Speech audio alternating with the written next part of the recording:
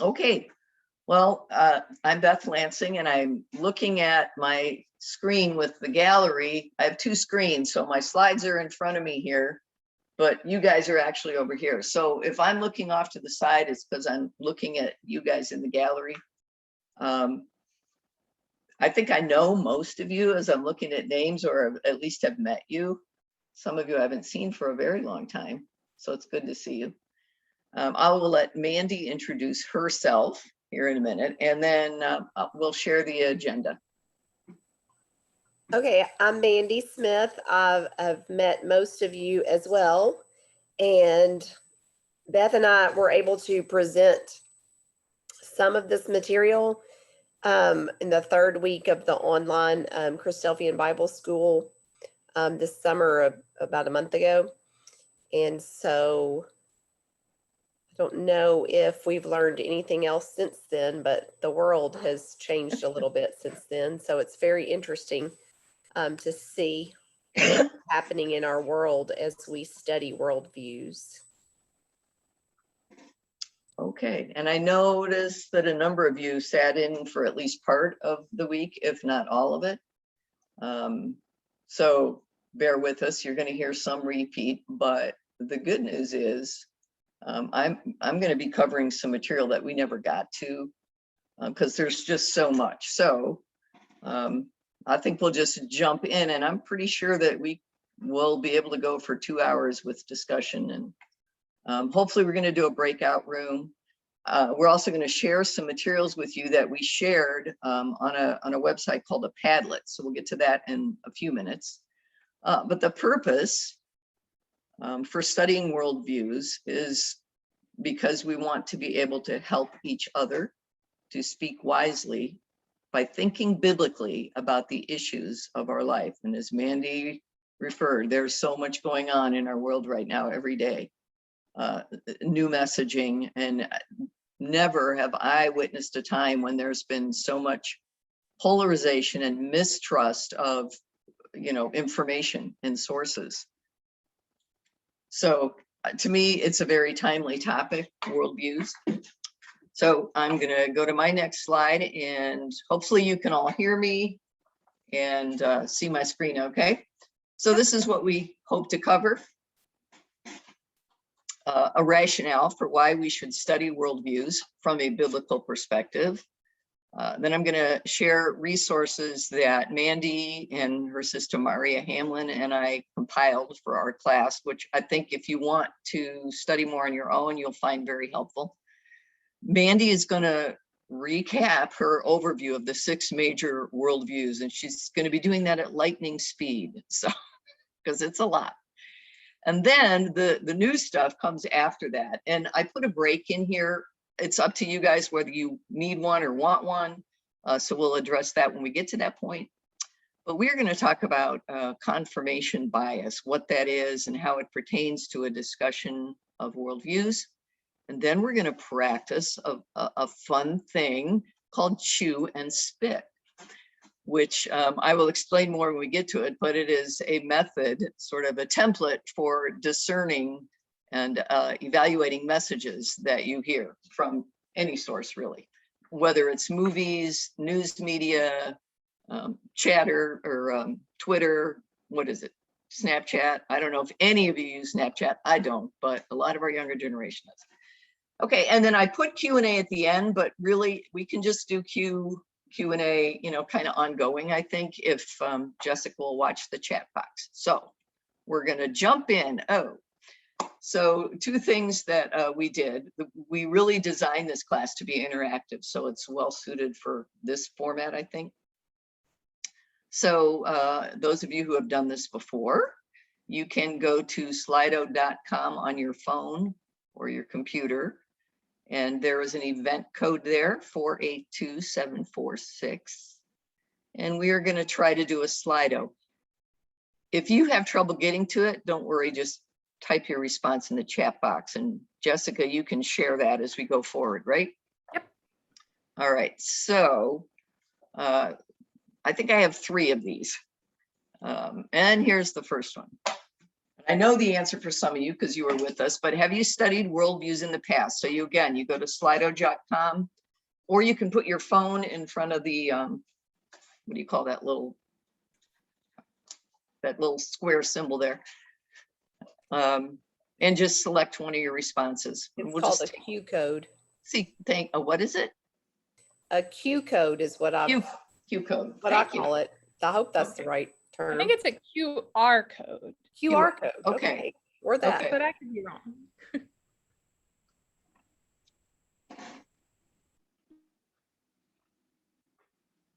So again, if you can't get to Slido, don't worry about it. Just you can type your response in the chat box. It's just helpful to get an idea of what the background knowledge is for our group.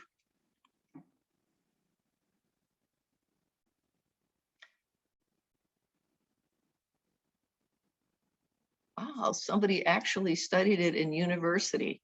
Okay, we didn't get that response at all last time.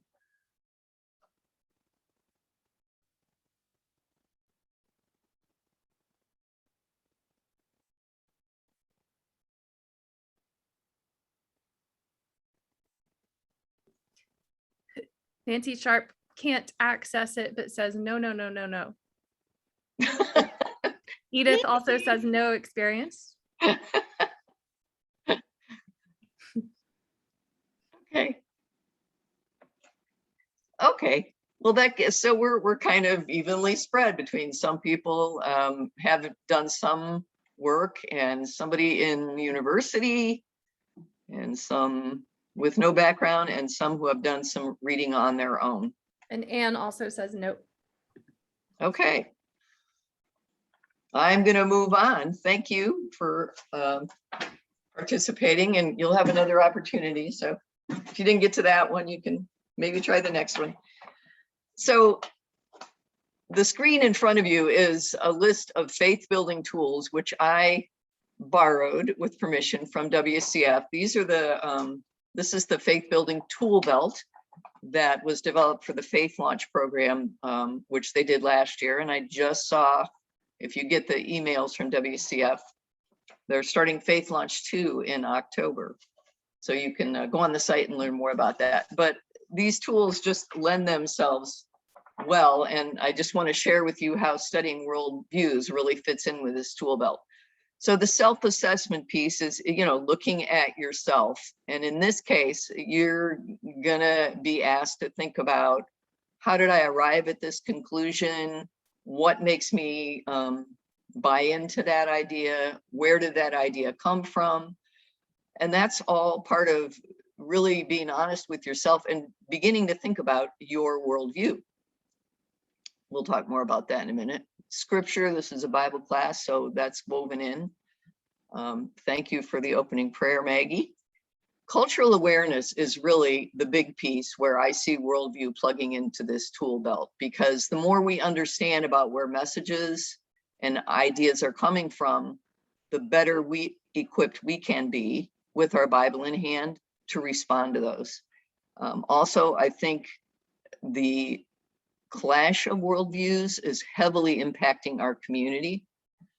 And as sisters, we want to be contributing, to community in a positive way and know how to respond in a way that's not polarizing.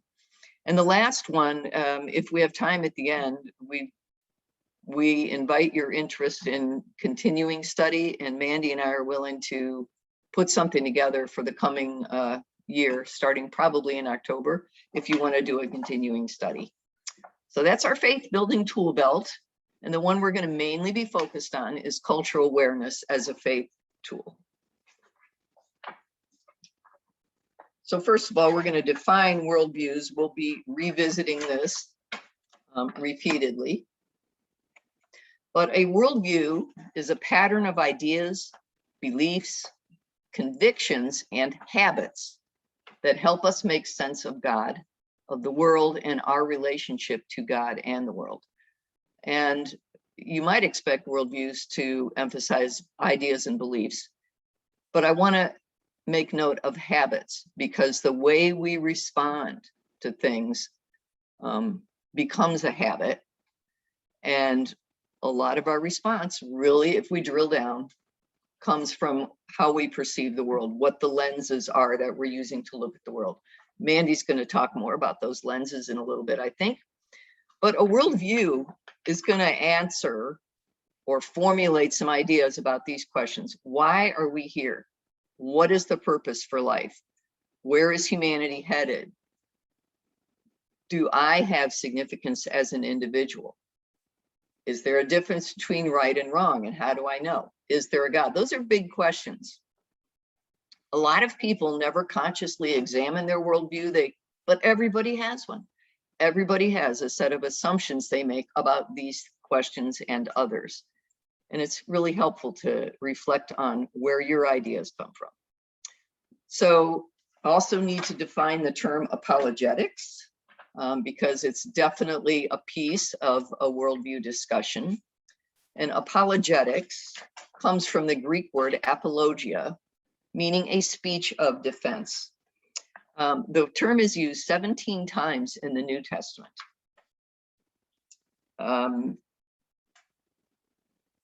But it wasn't until 1794 that the term apologetics was used of this specific school of theology.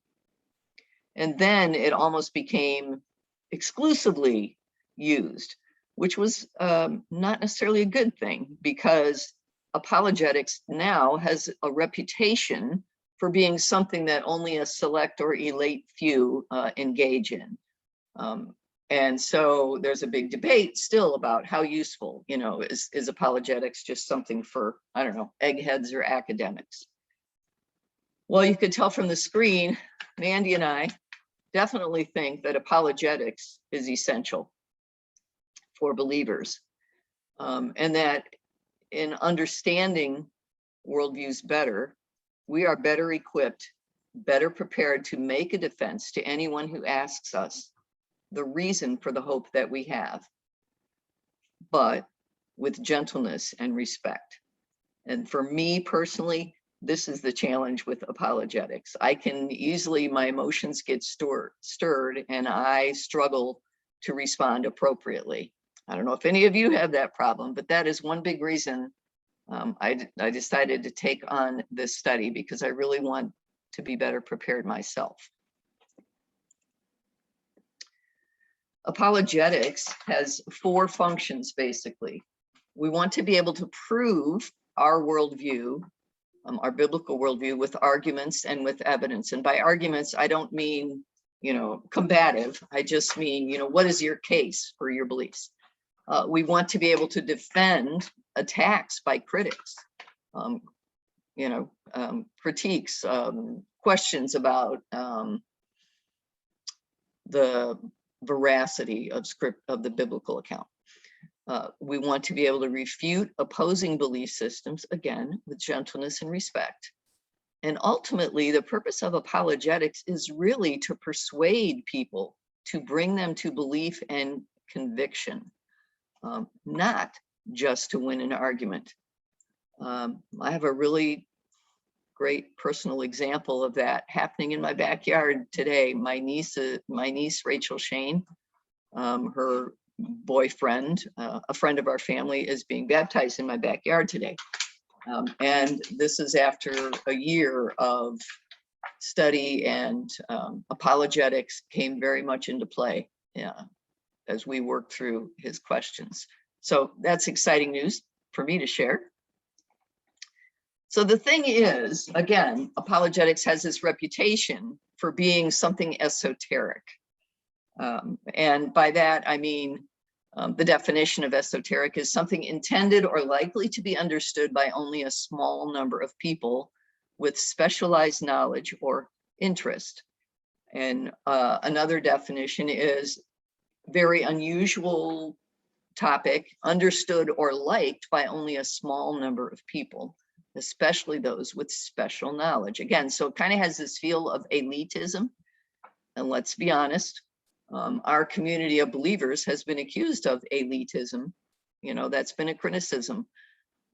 Certainly throughout my life, people have struggled with the discriminating character of our faith community. So the question remains, is worldview study esoteric? I don't think so. I think some basic understanding is essential, especially in the world we're encountering now, and especially because we have multiple generations responding to things very differently, and we need to be able to communicate about issues better. Okay, so the next Slido question is, it's the same code. Are women needed in the realm of apologetics, do you think? And if so, what can women bring to a discussion of worldviews and apologetics? And in this one, you just type in a phrase and your answer is going to pop up on the screen anonymously. And if you can't use Slido, feel free to put it in the chat box for Jessica to share.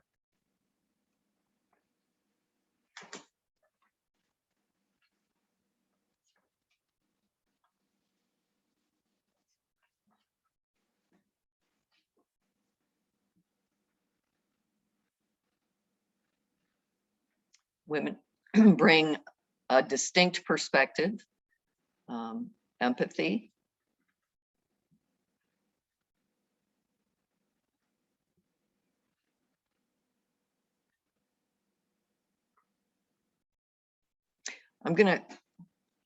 patience, absolutely.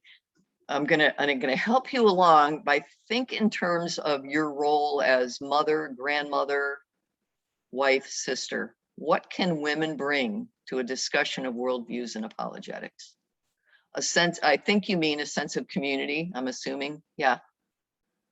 Like I think it's that, I don't know, familial leaning that women have of keeping community together. Mary Jane says guidance. Say it again. Guidance. Guidance. Mhm. Is that a chat? Yes. Okay.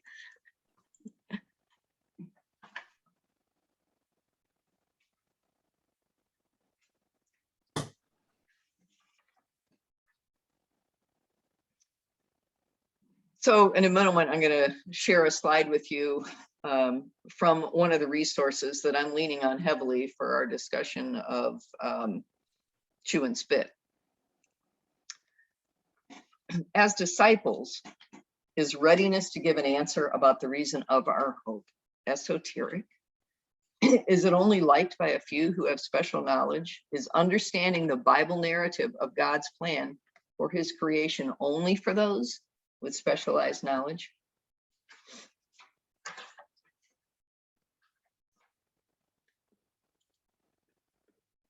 So Hillary Morgan Ferrer is the author of a book called Mama Bear Apologetics. And I met Hillary when I toured Israel a couple years ago. She was in our tour group, and I got to spend some time. She was just publishing her book at that point.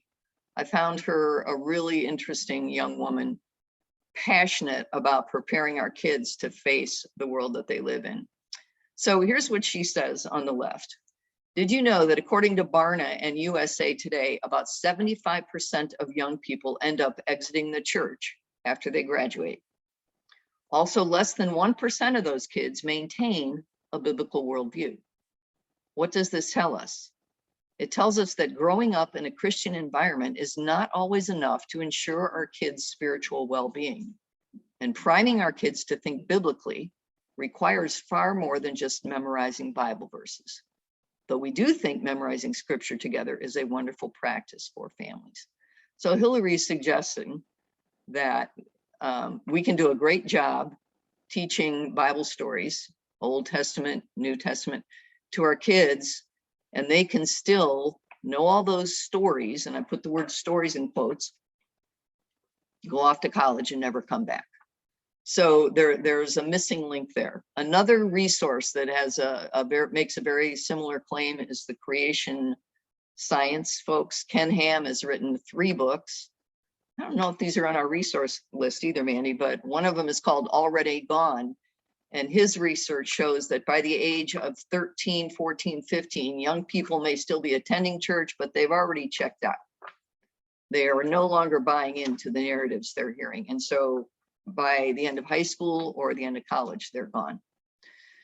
So as women with a lot of influence in our family, our marriage, our home, to me, this makes the subject of apologetics, worldviews, even more crucial, because we have a huge responsibility to equip our kids.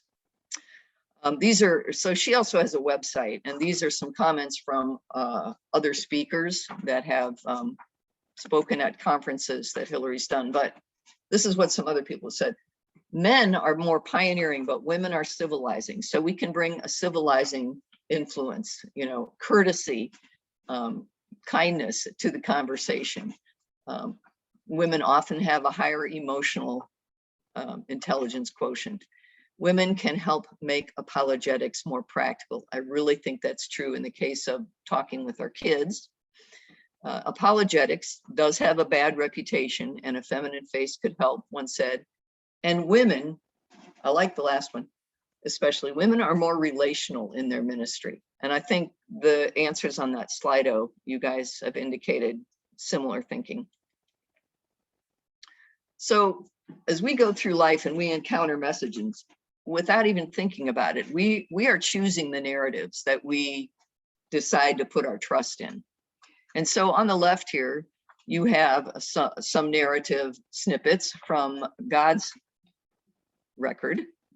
And on the right, you have a very different narrative from, I think it's 3 different sources that I put up there. And I don't know, you know, how much background you have on these guys. I didn't know much about Neil deGrasse Tyson, but he's been around for years. And he says the universe had a beginning and continues to evolve. And yes, every one of our body's atoms is traceable to the Big Bang. We are not simply in the universe, we are part of it. We are born from it. One might even say that the universe has empowered us to figure itself out. That's from his book, Origins, 14 Billion Years of Cosmic Evolution. So you can kind of guess, you know, what his worldview is there. The Humanist Manifesto has been revised numerous times, but the 1973 version basically concludes no deity will save us. We must save ourselves. So that's another really dominant narrative out there. And the third one is from an Indian American cosmic humanist. And he says that religion cannot solve our dilemma. It has had its chance, but spirituality can. The source of religion isn't God, it's consciousness. And he's also published several books that have made the bestseller list. So these are some dominant narratives. And how do we discern where to put our trust? And how do we help our kids make those discernments? In another resource I put on the Padlet we're going to share with you called A World of Difference, the author says some astute observers claim that the United States is undergoing a cultural civil war, one in which differences run far deeper than just the traditional sparring between political parties. People hold conflicting views on such ultimate concerns as truth, reality, ethics, and values, life and death decisions, reveal underlying worldviews. Belief systems can make a world of difference, one that either unites families during a difficult time or tears them apart.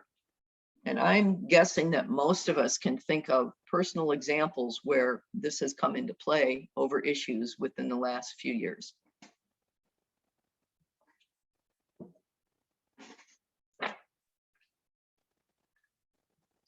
The author goes on to say, real and substantive differences separate Americans on the great questions of life and death, abortion, physician-assisted suicide, euthanasia, capital punishment, war, bioethical issues like stem cell research, cloning, vaccines, which are related to stem cell research. Even the traditional definition of marriage and family relationship has come under scrutiny.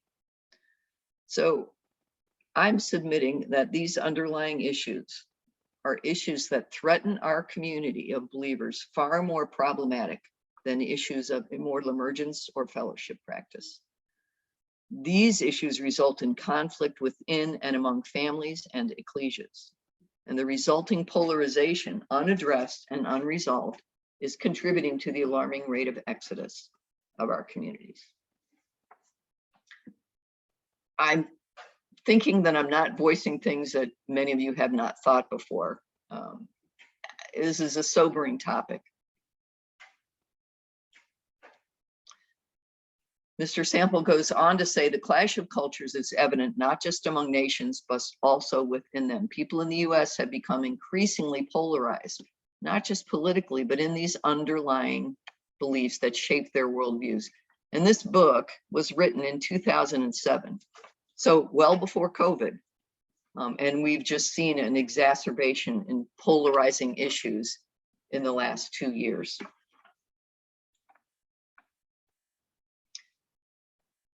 I would add to this that the clash of culture and ideas that are promoted sometimes are pushed in ecclesias and fellowships. And a study of worldviews brings to light how people actually think and make decisions, and further shows the reality of the chasm between a biblical and a secular worldview. But most people, including Christians and non-believers, don't even really realize they possess a worldview. And they think of themselves, we tend to think of ourselves as neutral. And I think we'd all agree that a very prominent value in America, North America today, is the idea of open-mindedness and tolerance. So people tend to think of themselves as that way, but in reality, they have very defined ideas. And they come to the surface pretty quickly these days.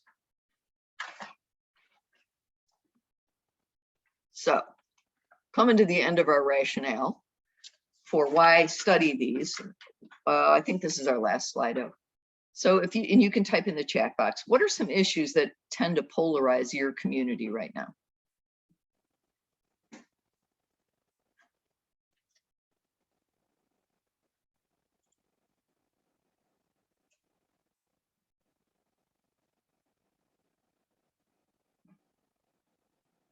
And I'm seeing your comments, Sandra. I'm not sure. You said the brethren in Africa are finding this to be very true. They mentioned a few weeks ago. Can you say something more about that? As soon as the young people leave to go to college, they never come back to the brotherhood. Oh, okay.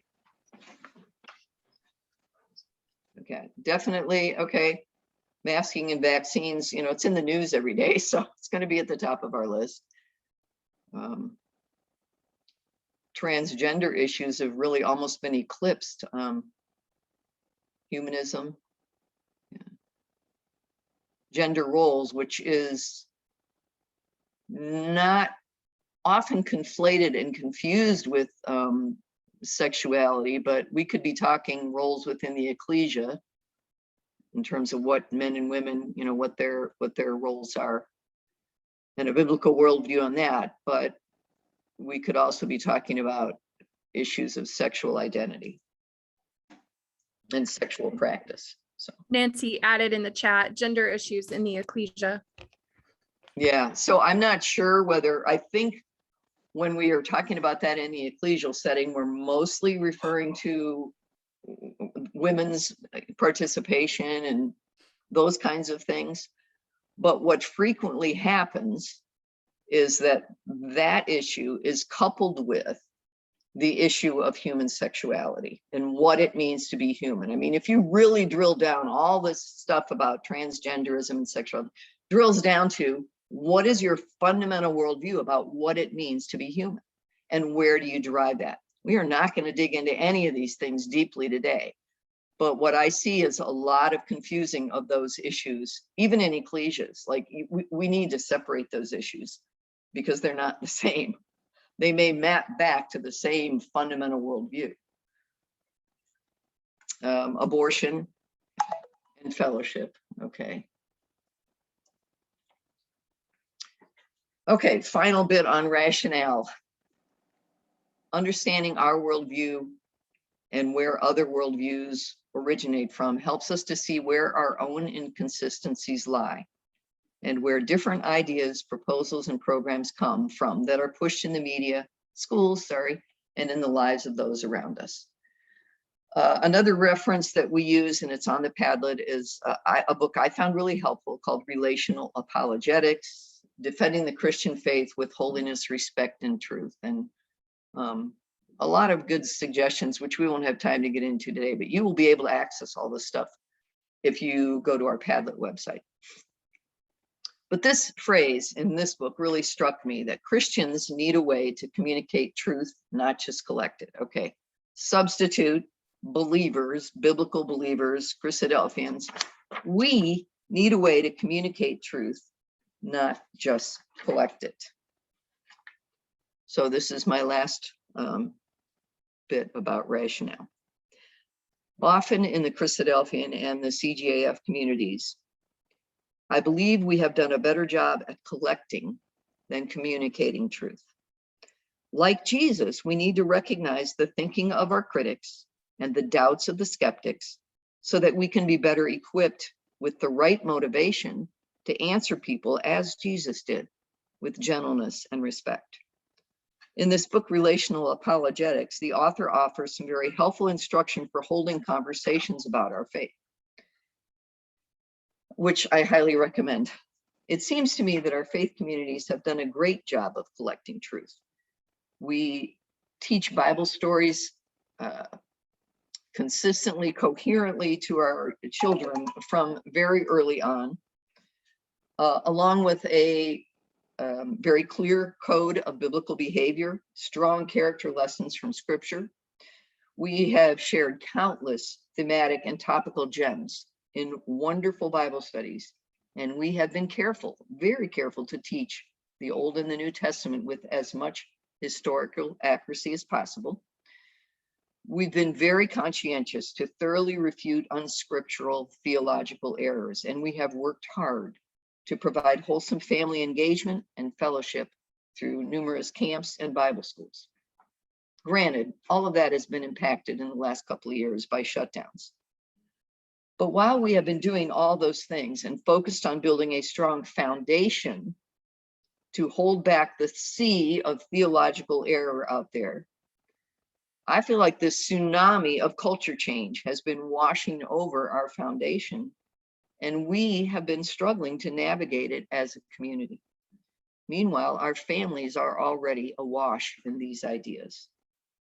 Since I started reading books and articles on cultural apologetics and worldviews about 30 years ago, I have witnessed a gradual exodus from our congregation.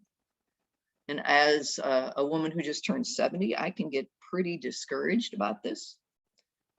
But as I found over the summer and in preparing for the online class with Mandy and Maria, I am very blessed to have fellowship and conversation with faithful women of all ages from around the world, who are each bring their different perspective to the conversation. I also have grandchildren aged not quite 2 to 18. And they are learning to navigate this culture as young people. I need to hear their perspective and be able to respond. So I believe we can gain a more balanced perspective as we ponder the times we live in together in the light of God's message, based on the foundational presuppositions that the Bible is God's message to humanity. If you want to argue that case for is the Bible God, that's a whole nother class in apologetics, which we're not getting into. But we can share our ideas about how to address the hot topics with that foundation that the Bible is God's message. So I don't want to be a person sitting on the sidelines, wringing my hands and bemoaning the situation. I want to continue to find ways to connect with women across generations and build others up and encourage others in my faith. And if I can share some tools to do that, that's what we're about here. This is one tool, and I'm pretty sure at least Sandra is familiar with this, but this is a fairly recent discovery, the joy of Sunday schooling. And I know this came out decades ago under Jim Harper's direction, but there's a new and updated version online accessible online. And if you want that link, I can probably share that with you, but I'm not sure that's on our resource list either. But he has this wonderful chapter on transformational teaching. And I just want to point you to investigate that. If you are working with young people, middle school, high school, even upper elementary, he's got some really good tools in there for facilitating discussion and kids thinking about the practical application of a biblical worldview. It's really an excellent source. So I just wanted to throw that out and share that with you. I do read Christadelphian material as well as other stuff. I'm going to skip past this one and that one, and I'm going to skip past this one, but we may come back to it. I don't really want to do that. Give me a second. I have to pause that. It's not letting me go. Okay. Okay, I'm going to share the Padlet, and then Mandy is going to give you that sweeping overview of worldviews. So if somebody can copy this link into the chat box, you should be able to click on this link. Or again, you can use the QR code, and it's going to take you to Padlet.com, which is a great tool for sharing a collection of resources. Very easy to access. So all of the stuff that we use to put this class together and way more is on our Padlet. One of the things I would highly recommend for you to do if you didn't sit in on our class is to there's a worldview survey, and this is a self-assessment piece. It asks you to answer 6 basic questions. I don't know, Mandy, do you think I want to click on that and just share it, or should we? Sure. I mean, it's real easy to pull that Padlet up using your Okay. camera on So if your somebody, I'll go back to that, but these are the questions. How do I know what is real? How do I know what I know, basically? Is there God at the core of their being? What are humans like? How do you decide right and wrong? What's the meaning of history? Is there meaning and purpose? And then what about death and life after death? So 6 really basic questions, but when you put thought into answering those, and then you stack it alongside a deeper investigation of biblical and other worldviews, you can really see where your thinking, aligns. So now I got to figure out how to get out of this. Might have to exit that. Could you guys see that, by the way? I clicked on it, so I think you're seeing the Worldview Survey. Yep. We Yeah. can see. And the Okay. link's in the chat. All right. I just really want to close this now. I'm trying to remember how to do that. No. All right, I got to stop sharing. Give me a second. There we go. I couldn't see my close button. Which is why, am I back to, I got to share now, right? Hold on. Ah.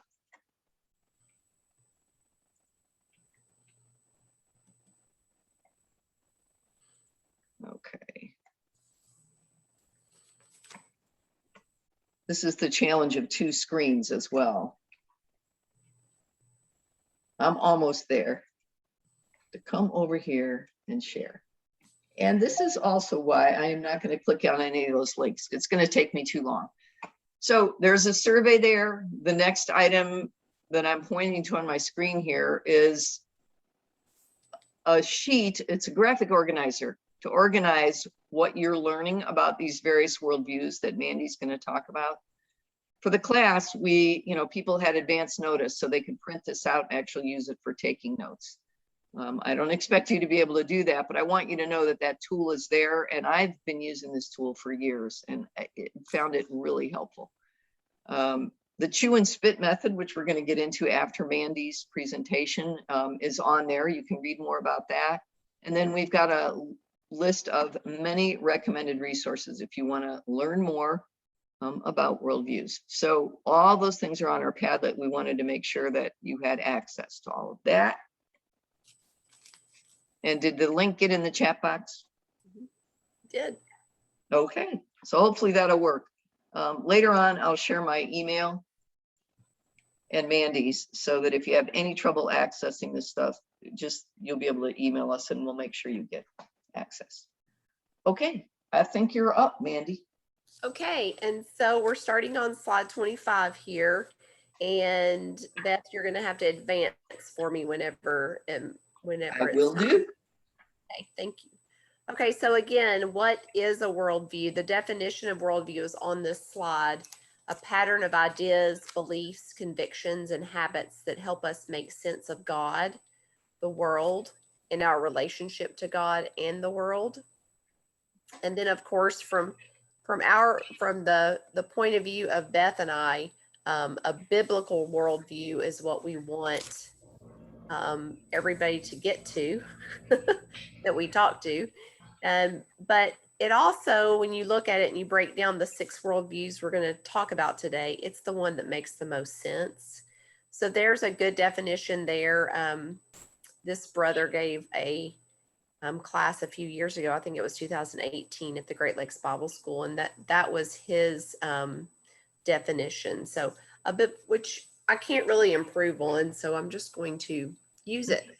A biblical worldview is a holistic understanding of the physical world, human nature, ideas, and ethics. It is founded on belief in a personal and loving God who created all things, gave us moral laws, a sense of truth and justice, and established a purpose for the earth and for us. A biblical worldview serves as a moral compass, helps us to understand the world as it really is, and allows us to be children of light in an age of darkness. If you will advance, thank you.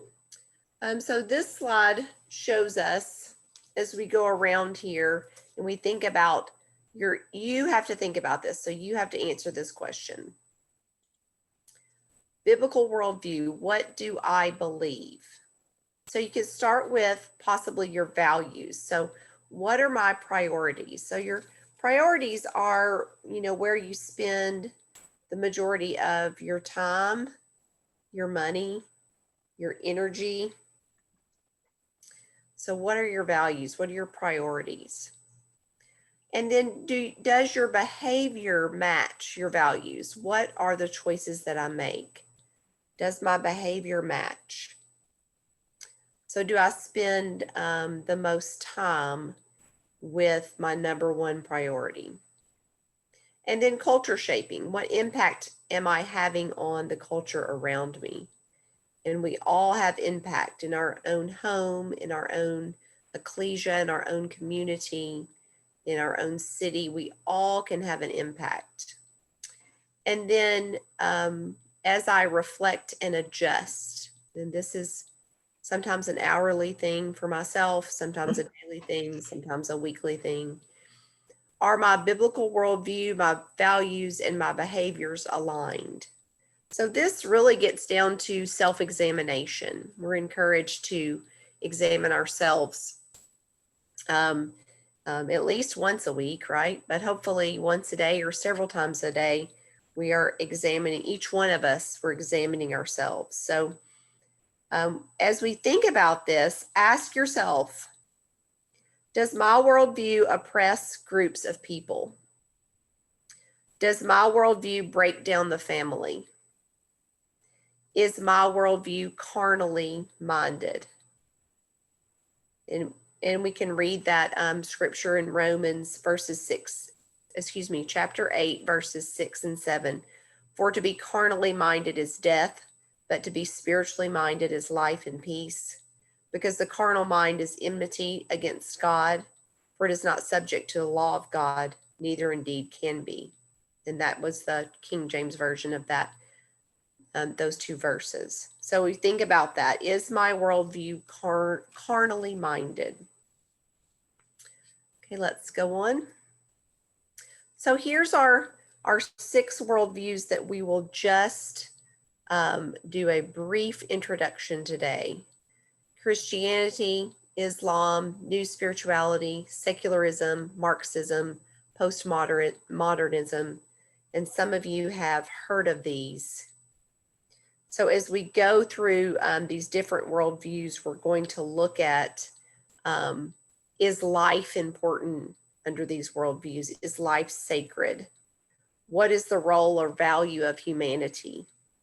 Law, should rules be followed?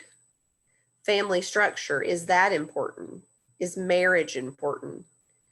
Is having children important in these worldviews?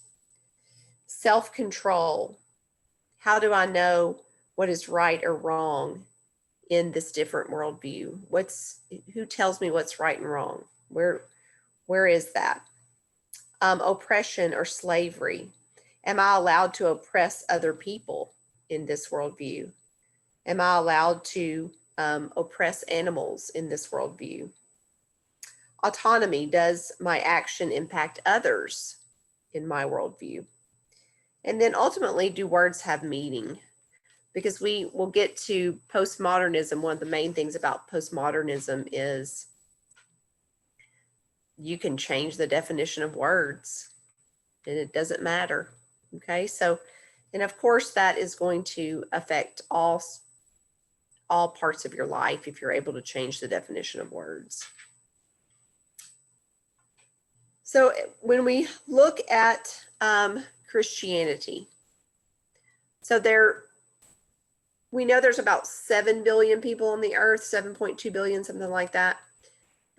More than 2 billion people in the world claim to be Christians, nearly a third of the world's population. So if you yourself are a Christian, which I claim to be a Christian, I'm a Christ follower, so I claim to be a Christian. My parents were Christian.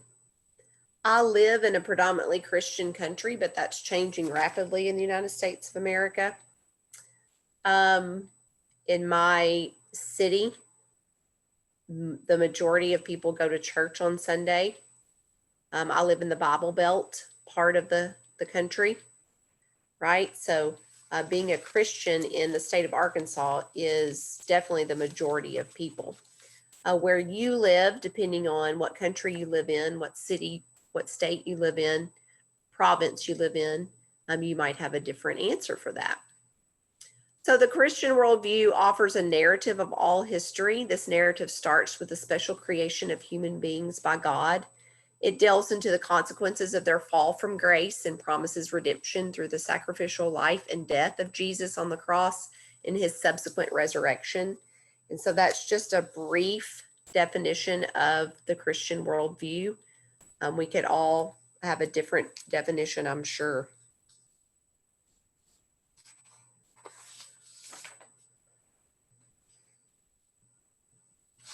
This is slide 29, okay. And then our second worldview is Islam. There was a beginning to this worldview, as you can see there, September 24th, AD 622. This word means submission.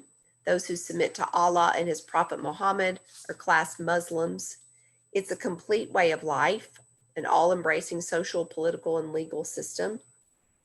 And then about 1.6 billion people in the world claim to follow this worldview, and there's two main branches. There's the Sunni and the Shiite. New spirituality is number 3. This is kind of a harder to define. It's free-flowing combination of Eastern religions, paganism, and pseudoscience. Describes a world spiritual in nature, but not governed by a personal, all-powerful God. Spirituality in the world is consciousness, an energy in which all people participate and can even learn to control. That is what they teach.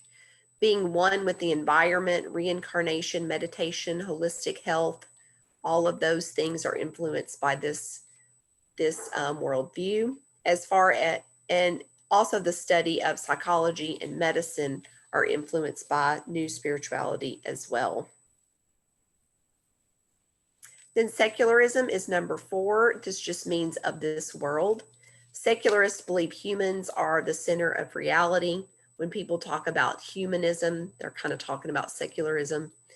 And Beth already talked about that Humanist Manifesto, which was first written in 1933 and then updated in 1973 in the year 2000. They're some of the main philosophers behind this, secularism.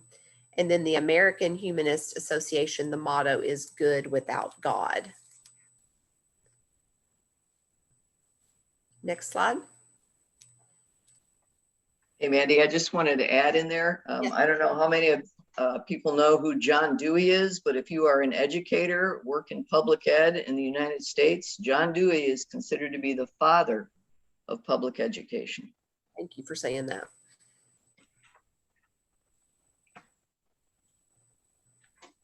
Marxism is number 5. This was invented by Karl Marx. He was determined to demonstrate that ownership of private property, the basis of capitalism, is the root of the world's evils. Vladimir Lenin, if y'all remember that guy, he followed this worldview.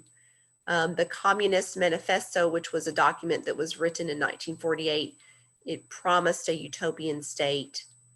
Defined history as a struggle between the haves, the owners, and the have-nots, the workers. Socialism and communism are a result of this worldview. 20% of the world's population still live under the rule of communism. There's some examples there of countries that live under this worldview. And then there's a lot of fallen countries, the fallen USSR, former Eastern Bloc countries, Balkan countries, 10 African, Asian, and Middle Eastern countries that are no longer considered communist because communism did not work.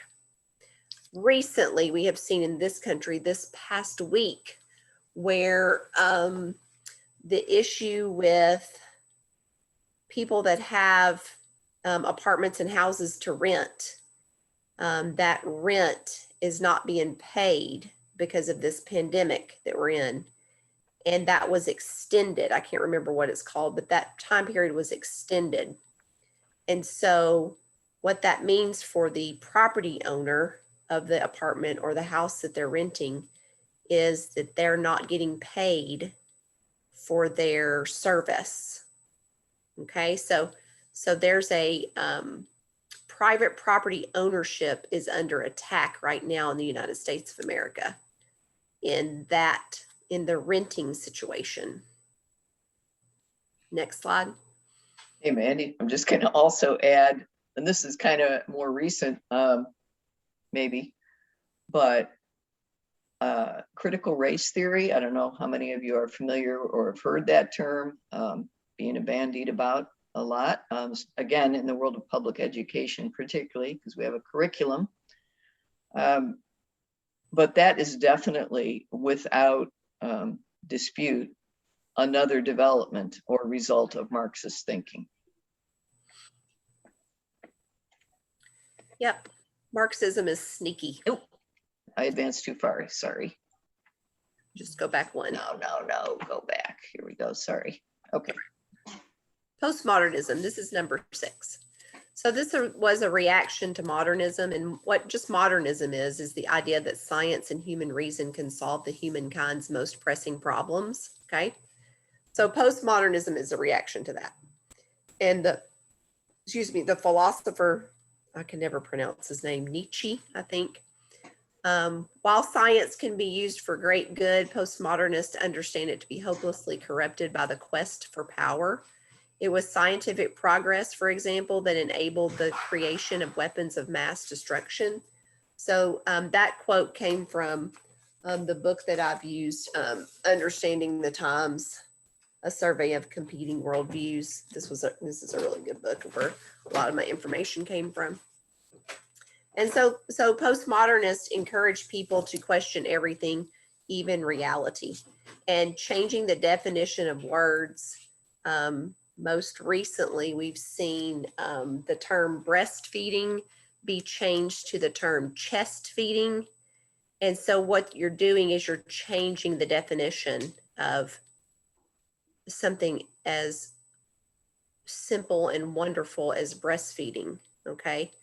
Which, I mean, it's just hard for me to understand. But when you change the definition of words, that's what happens, okay? So you're questioning reality with postmodernism. So what I have done is I've made 2 or 3 slides for each one of these worldviews. And I'm not going to go into detail, but I'm going to cover them. So John 3:16 and 17, of course, is quoted there. And we know as Christians that one thing that's so wonderful about being a Christian is knowing that God loves us and that Jesus loves us, knowing that God wants us to be in his kingdom. So there is just a simple definition there of a Christian worldview. Again, there's a God, he's the creator of the heavens and the earth. Genesis 1:1 for me is the most important verse of the Bible. If you don't believe Genesis 1:1, there's no reason to even decide that you want to know who Jesus is. So that is such an important verse. And I encourage all you Sunday school teachers to spend a lot of time on creation, especially when children are ages 5, 6, and 7. It's really important.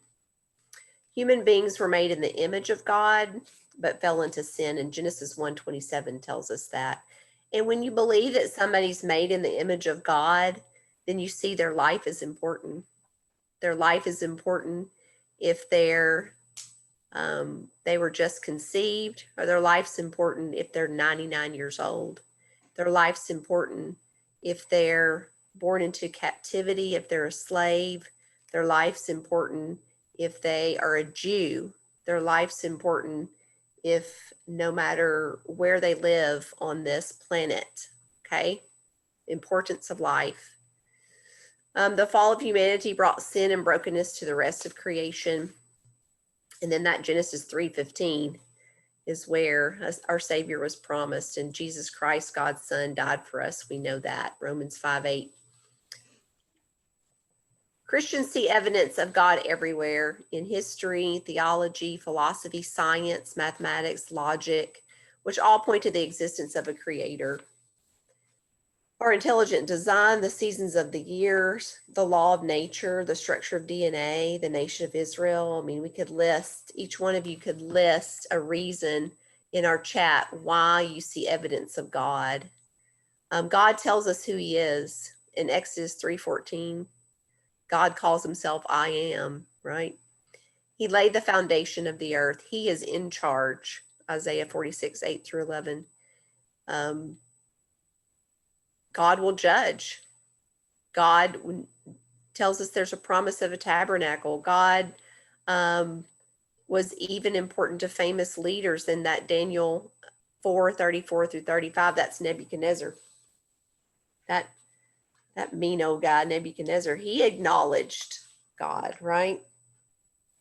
That's a quick overview of that slide, but I'm trying to get through all this, so I apologize if I'm going too fast. On this slide, Proverbs 15:3, the eyes of the Lord are everywhere, keeping watch on the wicked and the good. Proverbs 5:21, for your ways are in full view of the Lord, and he examines all your paths. Romans 3:23, for all have sinned and fallen short of the glory of God. And then Ezekiel 33:11, that verse is there. God says he has no pleasure in the death of the wicked. But what he wants is for people to turn from their evil ways and acknowledge him.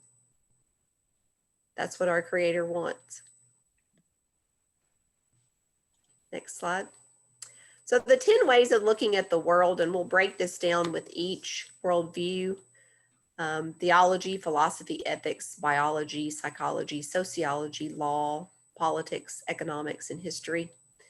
And so I won't take the time to go over each way of looking at the world from each worldview, but the important thing here, the theology that there's one God, that each one of us is a special creation, that there is law that we need to follow. And in history, we have a redemptive nature. The Bible is the best history book in the world, right? And not only does it have all the answers, but it tells us about a lot of history. And when you study, I was able to study history alongside the Bible when I homeschooled my daughter Stella in 5th grade. And it was so neat to see. It's just a really neat way to look at history. And then, of course, the biblical stewardship. That's important as well, because it's important to be a good steward of what God has given us, because God gives us everything. Next slide. There's a lot I didn't cover on that, but so this is Islam, and this is just a repeat of the slide earlier. But this is the thing about Islam, it's a complete way of life. And what we've seen in this last week in the news, as the American troops pulled out of Afghanistan and the Taliban came in to be in control now of Afghanistan, supposedly. That's what the news is telling us. What they bring is that Sharia law. And so we'll look at Sharia law, but this is a complete way of life. And here's the ways of looking at the world if you follow if you follow the worldview of Islam. There's also, in Islam, there's also one God. So monotheism is something that we have in common with the Islamists, except their God is Allah, which is a false God, and our God is Yahweh, who's the creator. So that's a big difference. We're seeing in the UK, we're seeing a lot of believers being baptized that have come out of Iran. And so I think one reason that they're attracted to the Christadelphian faith is because of that belief in one God. But that's going to be interesting to see how that all works. And it's just really neat. Of course, the sociology, the ummah, the community. Oh, go back one. Sorry. The Sharia law, which is called the path. And not all Muslims that follow the worldview of Islam follow Sharia law. But as you can see, there's it's all consuming. Okay. New spirituality. This is a pantheistic worldview that teaches everything and everyone are connected with one another through divine consciousness. This feeds off popular dissatisfaction with organized religion. So you hear people say, I'm spiritual, but not religious. And you hear this over and over again. And so in this worldview, everything is consciousness. Okay, so that is silent, peaceful, self-sufficient, awake, possessing infinite potential, self-organizing, spontaneous, dynamic, blissful, knowing, and whole. So when people talk about doing their meditation so they can get to a higher level of consciousness, this is what they're talking about. This is the worldview. Buddhism and Hinduism is based in this worldview, but there are similarities and differences between these two religions. So it's not the same thing, but it's based in this worldview. Okay, and this I can't say that word, transcendentalism, I can't say it. Transcendentalism. Thank you. Is a religious and philosophical movement that arose in the early 1800s as a reaction against rationalism and organized religion. If you'll remember, in the period of enlightenment in history in the early 1800s, 1850s, of course, was very important in the Christadelphian faith. So there was a big movement toward organized religion. Well, this was in opposition to that. So what this worldview does, okay, this might be the most important sentence on this slide. It teaches that human beings are inherently good and that nature is fundamentally divine. Okay, so that divine nature, that's pantheistic. So there's thousands of gods. Okay, next slide. So that pantheism, that's what that means, is that there's thousands of gods. Everything is God, basically, is what that is. The karma, you've probably heard of karma before, and you probably even said it before. If something, bad happens to somebody that you think is bad, and you say, ooh, karma, got him, karma, that's that the belief that good is returned to those who do good and that evil is returned to those who do evil, either in this life or the next. So in this worldview, you get to determine what is right for you. Nobody else gets to determine that. Okay, so that spiritual evolution in the belief that humanity is continually progressing toward higher consciousness. So eventually, everybody will turn into God, is basically what that is, turn into a God. Collective consciousness in the sociology, the belief that everyone is ultimately energy and that everyone possesses the potential to achieve divine unity with the cosmos. Self-law, again, there's that self-law. So you really only know what's important for you. Nobody else can tell you that, can tell you that you need to follow this law. Achieving higher consciousness is the most important thing. So you meditate so that you get to be a better person, so that you make better decisions, so that you eventually become a God, is how it works from what I understand. So that autarky, maybe, is the rule of oneself or self-government. Again, each person knows what's best for themselves, okay?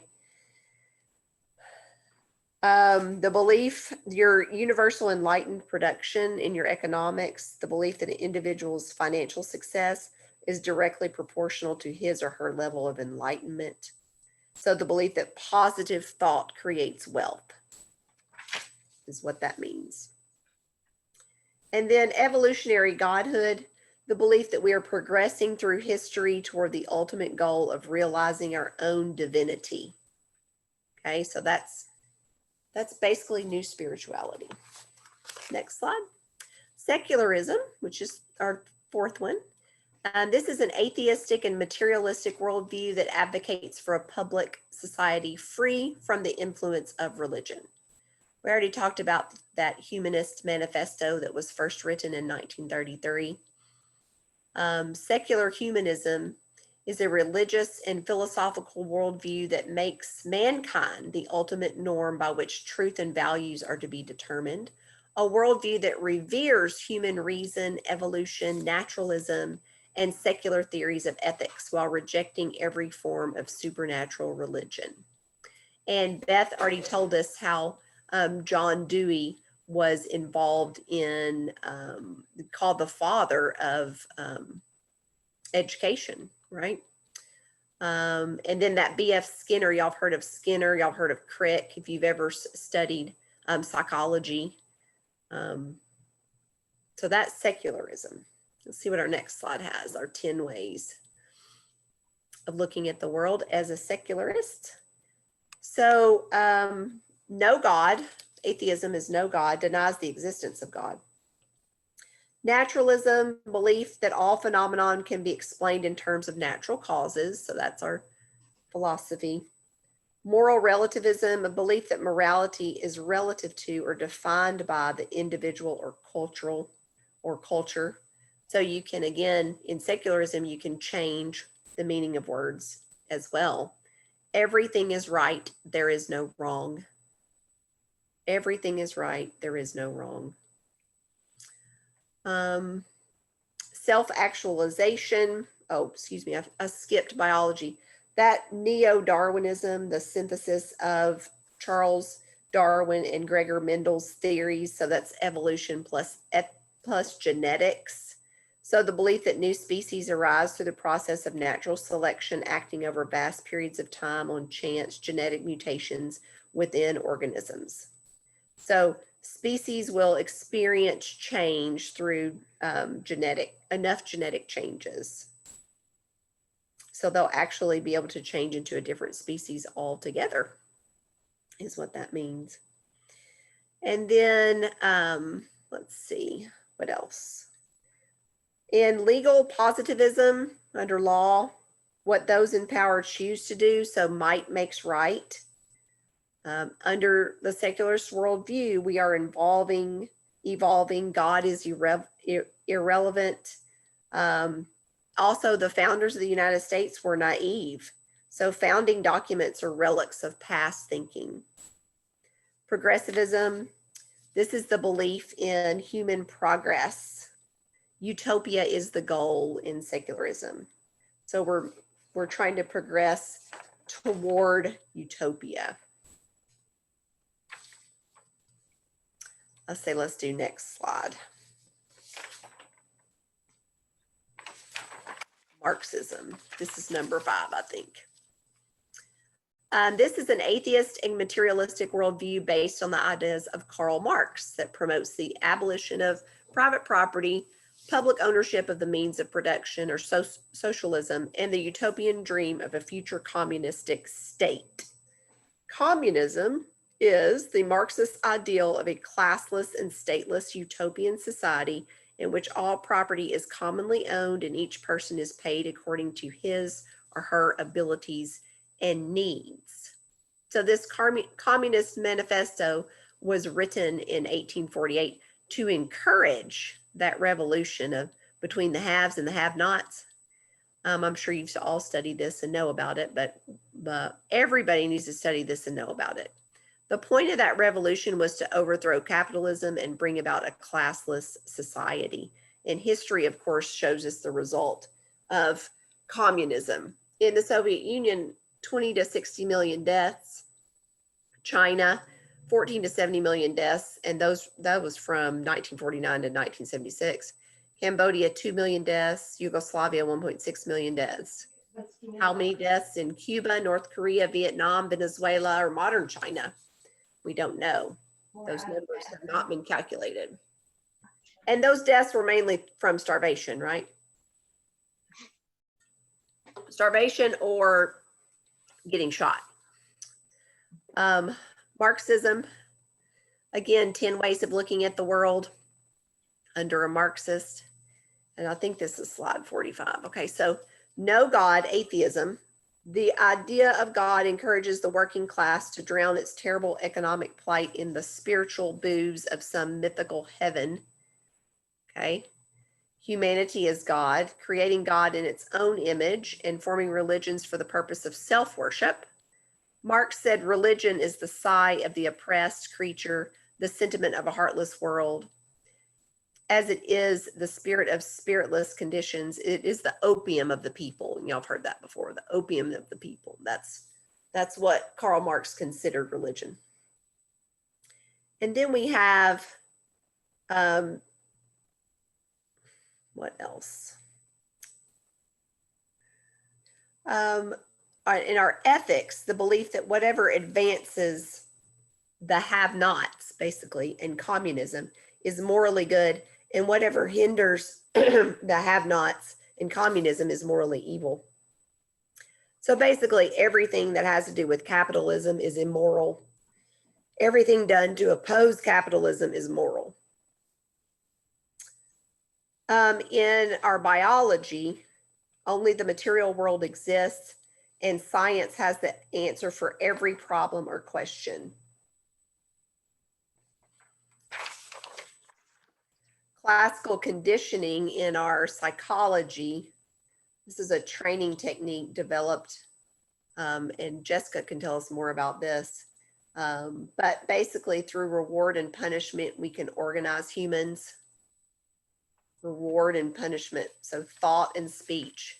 And if you see that right now, which I consider it to be a horrible thing to say that you have to have vaccines mandated for young people to attend college. I think that is a horrible thing. And y'all can disagree with me if you want to. That's perfectly fine. We can agree to disagree. But I think it's Marxism is what I think. What else? Marxists aggressively sought to eliminate the influence of the church. So it was a big deal for Marxists to get rid of the church, the belief in God, and you can see what happened there. The care of children also became a public affair in Marxist society. Public school, breakfast, lunch, summer feeding programs, medical clinics in schools, different therapies in schools. Anyway, in both the United States of America and in Canada, children were taken away from their families. The indigenous or the Native American, the indigenous people or the Native American children were taken away from their families, placed them in boarding schools, their hairs cut a certain way. They weren't allowed to speak their native language or practice their customs. Of course, many children died and the bodies are being found. And that's been in the news this summer, and it's horrible. It happened in the United States too, in what was called the Indian schools. It didn't just happen in Canada. I'm sure it happens all over the world, but that's just an example. What else? Communism is the Marxist ideal of classless utopian society in which all property is commonly owned. And we all have examples of how that doesn't work. Okay, so our next, our last worldview is postmodernism. And this is a skeptical worldview founded as a reaction to modernism, which we talked about earlier, that's suspicious of the meta-narratives and teaches that ultimate reality is inaccessible, knowledge is a social construct, and truth claims are political power plays. So you see how this is just a reaction. So in postmodernist way of thinking, human happiness is the ultimate goal. Reject the idea that universal truth can be known. Words have no meaning. Reject reason. Reject that we can be objective in our knowledge. Knowledge about the social order is constructed through the language we use to describe reality to ourselves and is biased by its very nature. Reject the idea of God. Believe that there is no human nature, only an ever-evolving, highly sexual social animal with multiple subjective interests crying out for recognition and acceptance. Okay, so there's a lot on that slide. There's a lot to go through to really understand postmodernism. This one is a kind of a hard one to understand, as well as new spirituality. That was a hard one for me to understand. But let's look at the 10 ways a postmodernist might look at the world. So that theological suspicion, so a general distrust toward any religion claiming to know absolute truth about reality.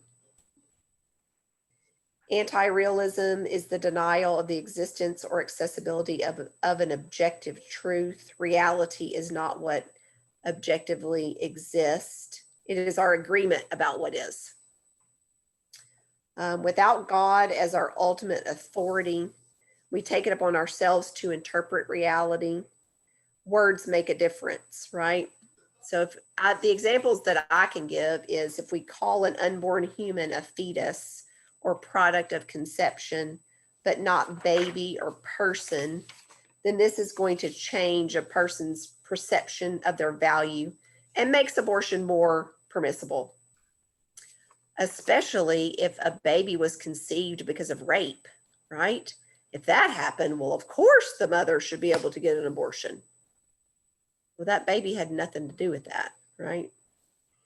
Changing the word mother to birthing person is another example. And like I said, this week, changing the term breastfeeding to chest feeding is another example. The ability to define a word and for everyone to agree upon the definition is very important. And without that, it's hard to deal with people, isn't it? Cultural relativism is the belief that truth and morals are relative to one's community, to one's culture. So in the culture of Canada, this is acceptable. In the culture of the United States of America, this is acceptable. In the culture of Arkansas, this is acceptable. Okay, so whatever is acceptable, that's real dangerous, isn't it? What else?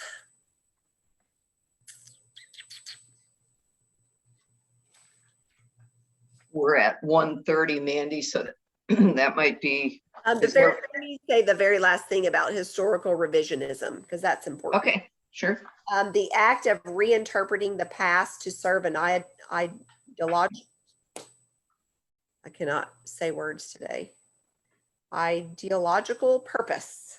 Rewriting history to highlight the stories of the oppressed not only fails to help the oppressed, but it blurs the line between remembering the past and revising the past. The revisionist approach can be very dangerous because we can leave out things. We can leave out people. We can leave out what really happened, you know? So let's be careful with that. I think that's all I have to say about those 6 worldviews. That I just gave you about 10% of the Not information even. I have, and I'm sorry about that, but I hope you learned something. Let me read a couple of comments that came in the chat. Sandra said there were 500 baptisms in UK of Iranians this past year. There are 7 Iranian families in Afghanistan as of yesterday, but said to be okay right now. They are being contacted on a regular basis as to their safety. And then Margaret Smith said, sounds like spirituality is the opposite of chaos theory. My understanding of chaos theory is that everything started out as chaos and is returning to that state if left on its own. And then Maggie Stenell commented to something I sent her on Facebook Messenger, and she replied to everyone on here. So there you go. We may have Maggie as our teacher next month. So that's what that's about. Oh, good. All right. All right, that was a really sweeping overview. Barely scratching the surface, like Mandy said, and it is a lot to digest. We both strongly recommend that you link to our Padlet. Use the tools that we've given for study there, the organizer on the various worldviews, and you really begin to see patterns. And I think the greatest benefit for me is that when I read things in the news, or, you know, I've been in public education until last June for 30 years. And I hear buzzwords and messaging coming, you know, from the state and the national government. And it immediately emerges to me, wow, that, you know, that's right out of a Marxist worldview, or boy, that sounds really, you know, that's very kind of new agey postmodernity. And we live in a society where largely more and more people have a very, very eclectic, nobody has this pure, except maybe for, you know, the Islam, the arch conservative Islam, but nobody has a pure worldview. More and more people are just forming worldviews by combining elements. Oh, that sounds good. And, you know, that one makes me feel good. So this is how people are developing their worldviews, having no concept of where these ideas came from. I may not spend as much time on confirmation bias, so I'm going to whip through this stuff quickly because I really want to get to the chew and spit piece, and that's going to take us a little more time.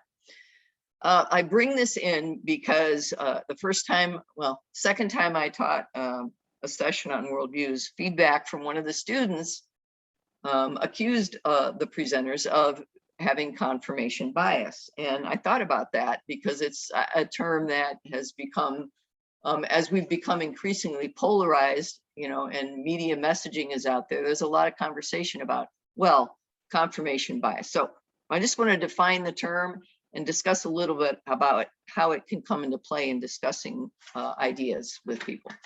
So what is confirmation bias? The tendency to process information by looking for or interpreting information that's consistent with one's existing beliefs. We look for things that validate what we already believe.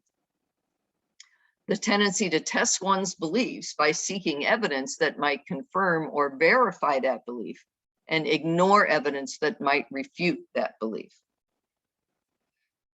So basically, confirmation bias by definition is ignoring evidence that would counter your claim. Okay, so there's a little cartoon. I'm going to skip past that at the bottom just to illustrate that point. And go to what's the problem with confirmation bias? it reflects, from a believer perspective, it reflects a reluctance to properly research a topic.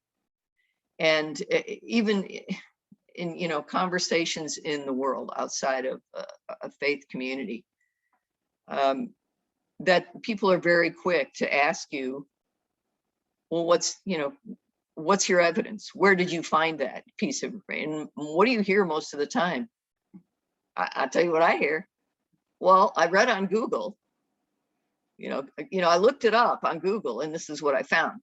And when you do that, and we could talk about, big tech and how you have patterns of selecting things. And so when you start Googling certain things, then you are led to other sites. It's very much a guiding process that's happening, and we're not even aware of it. But is that the most reliable way to gather evidence? So anyway, reluctance to properly research a topic. It also reflects, I think, a lack of love for truth, a lack of intellectual humility, and a lack of fair-mindedness. So speaking, from scripture, a fool takes no pleasure in understanding, but only in expressing his opinion. To me, that's like a biblical definition of confirmation bias. And also later in the same chapter, an intelligent heart acquires knowledge, and the ear of the wise seeks knowledge. And I think that's a great definition of a person who is not practicing confirmation bias. Beth, I think to an extent, we all, I would say I almost would guarantee that we all have confirmation bias, and it's a survival mechanism, just like I forgot what it's called, but when you're driving along and you realize you're not seeing every literal thing around you, your mind is kind of filling in some of those gaps. Like you can even, you can have something temporarily block part of your field of vision, and your brain is able to kind of fill in some of that. And I think that in order to just survive in the world, that might have been a really bad example. I had something I was going for and then it didn't come. But we have to have these physical survival mechanisms to, if we were constantly taking in everything and evaluating it completely objectively, we'd spend all our time, just trying to process everything. You couldn't make any decision. Right. And right. So I think the important thing is to be able to recognize those biases, and then obviously the area of religion and worldview, that is something where we need to check our biases, so to speak, and confront them and make sure that we are challenging those biases. But I think, we all have confirmation bias. We're all very quick to dismiss something that doesn't fit, or we'd be living in a state of constant cognitive dissonance, and you can't survive that way. So it's not necessarily a bad thing. It's just something we need to be aware of. And yeah. So that was like 2 of my slides. Thanks, Jessica. So absolutely, we all have it. And as Jessica said, we need to recognize it in ourselves. So check out this cartoon. And this is the cartoonist depiction of confirmation bias. And you'll see something a little different happening, which I think Jessica also addressed or alluded to. All these people are lined up to go into the theater that's giving them a reassuring lie, as opposed to an inconvenient truth. So the flavor of this cartoon is that confirmation bias is a bad thing. So if I want to refute your argument for anything, the first thing I can do is say, well, you have confirmation bias. And what does that really translate to? So that's the downside. We need to be aware of our own, but it should not be used to denigrate a person who disagrees with you, or to dismiss them by simply saying you have this. As Jessica pointed out, yeah, we all have it. So let's move on and examine the evidence.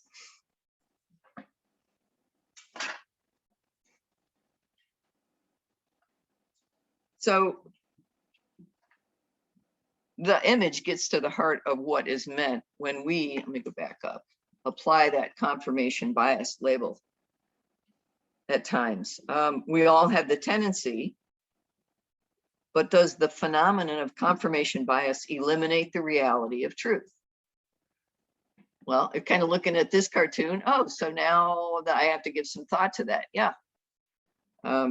Does confirmation bias mean there is no such thing as truth? Or is it just really your truth is your truth and my truth is mine? And is there such a thing as true truth? So I think a lot of times confirmation bias is used in a conversation to just dismiss the case being presented by the other person. And that I think we need to be aware of. So let's think about a biblical example of confirmation bias. The Pharisees in John chapter 7, they are staking a claim that, hey, we've looked into it and no prophet comes out of Galilee. So Jesus can't, be the Messiah. It's a basic argument there. And also in the same book in John, later on, John says, there are also many other things which Jesus did, the which, if they should be written every one, I suppose that even the world itself could not contain the books that should be written. So I have these two passages on here. Pharisees, an example of confirmation bias, where they fuse to acknowledge the evidence.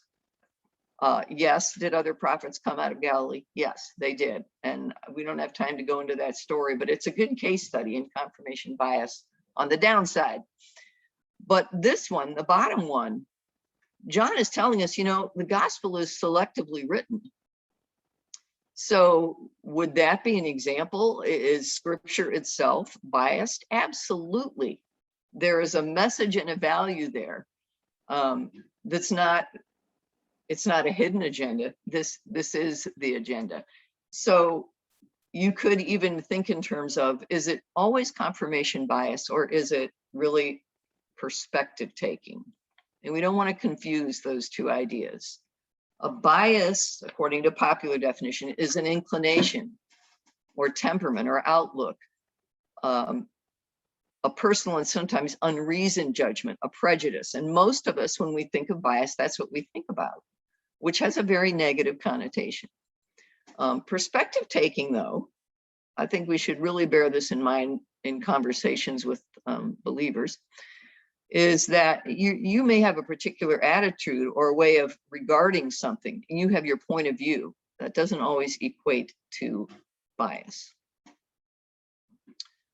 That's all I'm going to say about confirmation bias. I only brought it in because it's a criticism I've generally heard of people who hold to a biblical worldview, is that, well, it's all confirmation bias. And it's just a very quick argument to make that shouldn't really dismiss the arguments because no evidence has been examined. So now we're going to examine some things. Really, what do we have here? 15 minutes. We're just going to get into this, but this is from the resource Mama Bear Apologetics. The theme of this concept is from Romans 12. Do not be conformed to this world, but be transformed by the renewal of your mind. Test that by by testing, you may discern what is the will of God, what is good and perfect. It's a great New Testament definition of, rationale for studying worldviews. So how do we analyze messages that we receive? The chew and spit method acknowledges that we are in the world. We are immersed in it, especially with digital media in hand. We can't get out of it. So we have to know how to navigate it. What is chew and spit? Well, it's a metaphor for using discernment, taking in an idea, chewing on it, ruminating, it's a word used in the Bible, and then spitting out what doesn't align with a biblical worldview, what isn't part of God's plan. Mandy raised a few questions at the very beginning of her section. When you think about your own worldview, what does it say about the family, for example? Can't remember your other questions, Mandy. Is your worldview oppressive or you're pressed. Versus other groups. Yes. Thank you. That always helps me when I, That's a good one. It's and a I really also good one. think about what does it say about the family? Okay, thanks. So chewing and spit is keeping an open mind, but also an open Bible. Okay. We do not have to accept everything. So if you think back to Mandy's slides about the ways of looking at the world and these different worldviews, there's at least one other one out there that is monotheistic. That's something we have in common. We can examine that idea. We can examine what their view of humanity is. What is the nature of man? And we can take that in, chew on what resonates with scripture, and spit what doesn't. I think this is a really nice little metaphor to use when talking with kids about discerning what messaging they're getting. Hold on, I gotta move my little control bar there. We don't also have to completely reject something out of hand because it's non-Christian or non-Christadelphian. So do we need to be looking at other views? We can't understand our critics if we don't, but we need to be looking at them. So it's keeping an open mind and keeping an open Bible. So how do we do it? Things we look for. Does this message glorify a non-Christian worldview? Does it portray sin as having no consequences? Does it promote, glamorize, or desensitize or normalize sin for us? So you can think of a lot of examples, in music, in movies, in news reporting, where these things are portrayed as normal. And the biggest one that jumps out at me is cohabitation. Like everybody does this now. It's just the thing that young people do. So they're beyond being desensitized to the abnormalcy of that arrangement, and it has been completely normalized for them. And why is that? Well, partly because for 20 years now, we've been seeing in the movies that there's no consequence for cohabitation. I mean, it's just an assumed thing, and there's no downside to that arrangement being presented. We could go into a lot more details, but I really just want to kind of give you these questions because I want to get you into an article and I want you to chew and spit. Okay, so when you're looking at a piece of media, what genre is it? Fiction, nonfiction? Is it allegedly reporting the facts? Is it a quote unquote fact check? And what's our definition of that? Is something being laughed at? Is some biblical value being laughed at or mocked? What's the main message of this item? And what values are being elevated? What values are being demeaned or ridiculed? So after chewing and spitting comes the mama bear roar. And the roar is recognize the message. Offer discernment to your children, your grandchildren. Argue for a healthier approach, and then reinforce that biblical view through discussion, discipleship, and prayer. So I think this is a handy acronym for me to remember too. Like, first thing I got to do with young people is recognize let's identify what the message is here. And then let's do some critical thinking about that. And can we propose a healthier approach? Or are we just going to discard the whole notion out of hand? So that's a real quick rip into chew and spit. What I want to do now, I was going to do breakout rooms, but Jessica, I think we don't have a huge group here. Maybe we can forego the breakout rooms. I'm just going to read this quick article, section of an article to you. And then I want you to evaluate it with some of those questions in mind. And I chose this. I was sitting when I was still working, reading the email updates from one of our curriculum providers. And one of the schools that use the same curriculum published this news article on the website. So this is a middle school in Maryland in the United States back in 2019. Monarch Academy. And this was early on, I think, well, end of the first year in shutdown. Although we are apart due to the coronavirus pandemic, it is important to remember and celebrate that we are all part of a very special community. We belong at Monarch Academy Public Charter School. We all have the responsibility to cultivate a school environment that feels safe and inclusive for all within and beyond our school walls. As the Monarch Academy Student Alliance, we feel this year, although it may look different, celebrating Pride Month is more important than ever. There was more to the article about how they were, going to celebrate this. But I looked at this and I thought, wow, what is going on here? I have some, not much, but I have some background on, what Pride Month is all about. And I'm asking myself some questions about where these young people are coming from and how they got to the point they were at. So if this can work, and I apologize for the small print. Again, this was a news article. So the genre is just reporting on an event, and it was giving, I don't know if honor is the right, it was giving recognition to the school as doing something very good. Okay, nothing really being laughed at here. What is the main message? So if you can read, just look over that little snip and ask yourself if you want to share, either unmute or chat box, what is the main message of this news? Inclusion. Okay. That sounds good. Safety, being safe. Okay, we want everyone to feel safe. Yep. Doesn't matter what you are or what you believe, you're accepted. Good message, right? Seems that on the surface. It does. It does. It all sounds good.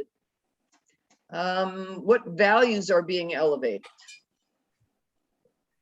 Now we're kind of going to another level because there's some values explicit here, keeping everybody safe, making people feel, okay, but go a little deeper if you can. And if you know anything about the history of Pride Month and the significance of it, I couldn't hear that well. The gay community. The gay community. Yeah, well, yeah, it was originated out of that. Okay. It's been expanded, to celebrate any and all lifestyle choices with regard to human sexuality. So it's saying that there's no right or wrong. And notice too, the notion of celebrating. So acceptance, this goes beyond acceptance. This goes beyond showing respect for others, being courteous. We are now celebrating anything and everything. Okay, so it's really, really subtle. Are most middle schoolers even going to pick up on that without maybe some guidance and conversation, examining your text? So this is very, very typical. You have good things, keeping people safe, making respecting everyone, which kind of implies a negative value of we don't bully people here, right? Bullying, we don't want that. So that's good. Nobody should be bullied. So, but we've coupled another value in there very smoothly, that of celebrating sexual diversity under the term of Pride Month. We're not going to go into Pride Month a whole lot. I don't think we'll have time, but let's look to, okay, so the last element, and I think we've identified what lies are being smuggled in along with these good things.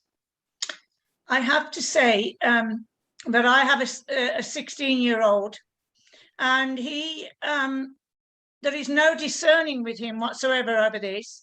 It's complete acceptance, and they don't make any thoughts about it one way or the other. It is just complete acceptance. So the message that comes there is almost brainwashed, which is not quite a very good word, but you are, to some degrees, the children have been kind of desensitized to anything other than what's going on around them. So building the opportunity to have conversations with those young people and inviting them to think with you, it's a huge challenge.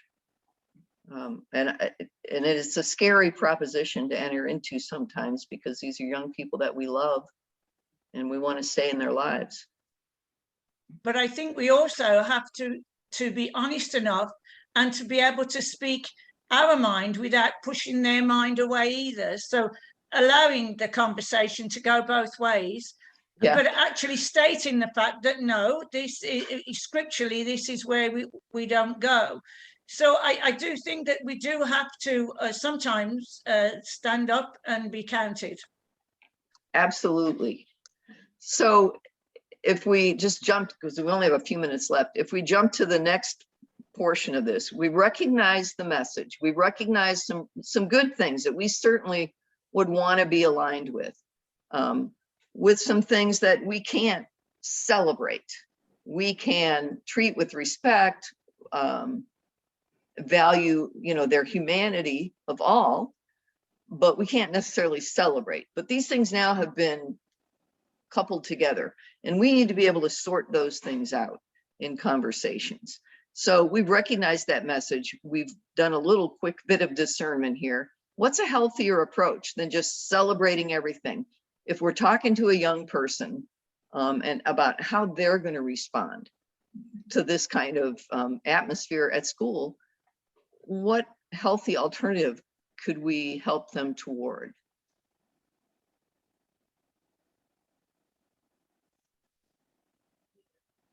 I think one thing that's important is to, as you're discerning good and evil, that you are debunking that idea that you can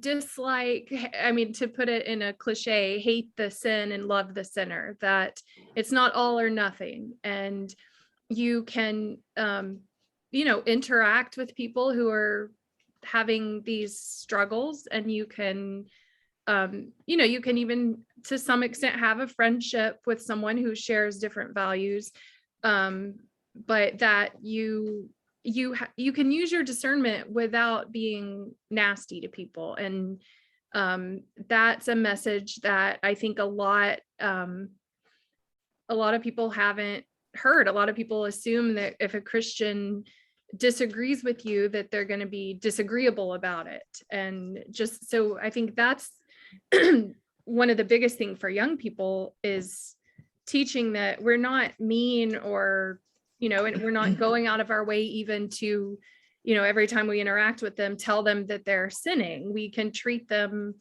like a human and be kind to them, while using opportunities that do come up to share our beliefs and why we feel that way. Wouldn't we, as the same as we do with anyone new that we're introducing to the truth, don't we put building blocks there before we start to show them that a different ways? You've got to give them alternates. So you need to put building blocks. So just the same, I think you treat our younger generation anyway, much we do as to someone who is new to the truth and coming in. It's just to put the building blocks there and to have open dialogue. You've got to listen and have an open dialogue. They've got to be able to express it, whether you like it or not. Is not the issue. The issue is to have the discussion open and freely. And that requires relationship. Remember that slide on relational apologetics? You can't jump into conversations like this at all easily if there's no relationship built. Exactly. yeah, and the way to do that is to be a listener as well as a talker. And I'm sorry, Elizabeth, I missed yours. I was out up in Burlington. I'm very sorry, I missed a good part of it. We're glad you're here now.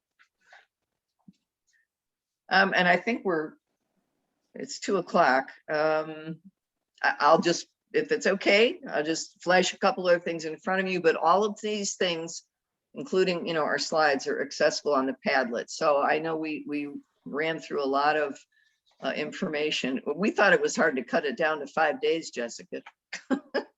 2 hours was a real challenge. You're welcome to come back again.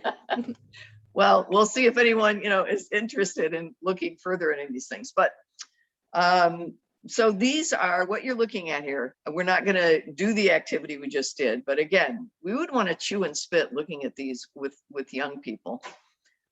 These are standards for a social justice curriculum. I don't know how many of you are familiar with the company Teaching Tolerance, but they've been in the, what I want to say, social aspect of education with curriculum materials for socialization skills for decades. They're like the #1 provider in the United States for any kind of curriculum dealing with human interaction, socialization in school. So these are the standards that are now published and schools are adopting. And these have to do with one's identity and then tolerating diversity. Okay, we're not going to read through all of them, but identity is a phrase that talk about redefining terms. This is a good example of how identity is coming to mean something very different with a different set of values attached than it might have meant 40 years ago. So on the one side, we have everyone, feeling good about themselves, affirming, each individual as a unique individual. And again, this all sounds, pretty good and healthy. Students will express pride, confidence, and healthy self-esteem without denying the value and dignity of other people. That's kind of lined up with what you were saying, Jessica, about how we treat others. So, I don't see anything, no flags are going off for me, other than I keep seeing this word identity a lot. And so an identity isn't a he, isn't a she. Personhood would be very loosely defined there. Identity is just who and what you define yourself as at any moment in your existence.